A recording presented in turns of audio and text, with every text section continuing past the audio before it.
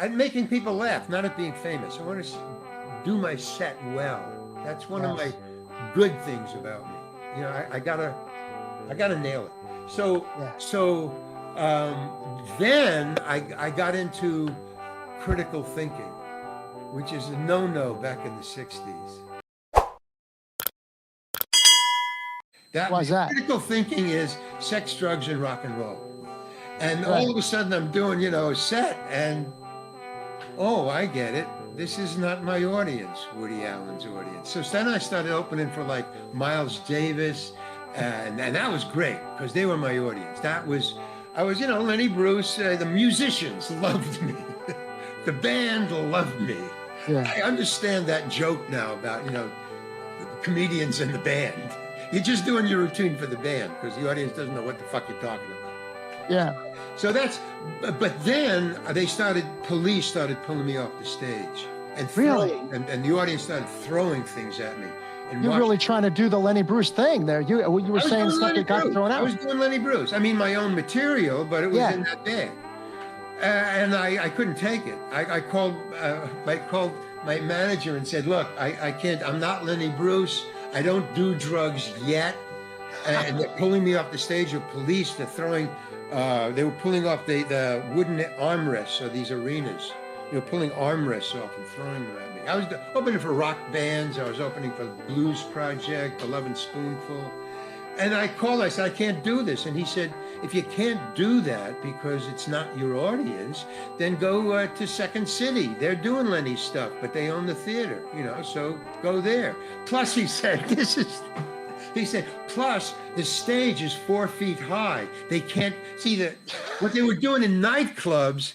The dance floor, the band is on the stage is that high. Yeah. The dance floor. Like 6 inches, yeah. A guy, the thing that made me call that one time where get me out of here, I can't do this anymore. A guy, it was the Kingston Trio, not my audience. And a guy said, get off the stage and bring on the Kingston Trio. And I just ignored him because it was a very small audience. It was just a nightclub. Isn't that hard though to perform for bands though? Because I opened up a band and I got kicked out of the Whiskey for trying to introduce a band to do stand-up. Yeah. I mean, it was like that. It was like, But the Whiskey, don't they have a big high?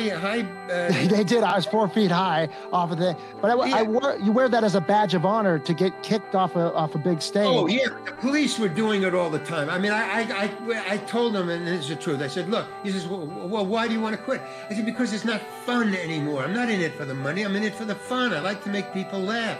They're not laughing. They're getting angry. Police are pulling me off the stage. It's interrupting my rhythm. And, it's not fun. So you get incarcerated. It interrupts your rhythm sometimes, yeah. So I joined Second City. He said, and the stage is 4 feet high. They can't climb on, and you got 4 people on the stage with you. You can beat them up. So don't worry about it. He's trying to convince me. So I joined Second City. I auditioned, and that was my acting experience. But improv is not acting at all. Improv is just instant. There's no backstory. It's just whatever comes into your head. And that doesn't work in movies. But it's also listening.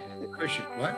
It practiced your listening abilities. Improv's listening. Well, listening is, improv is totally listening, man. And no, what do you call it? Head writing. Don't go ahead and, I know where this scene is going. No, you don't. You're going to fuck it up. Stop.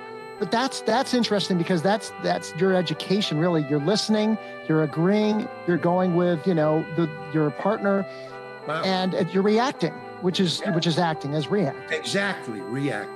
Yeah, that's all. It's real. It's totally real.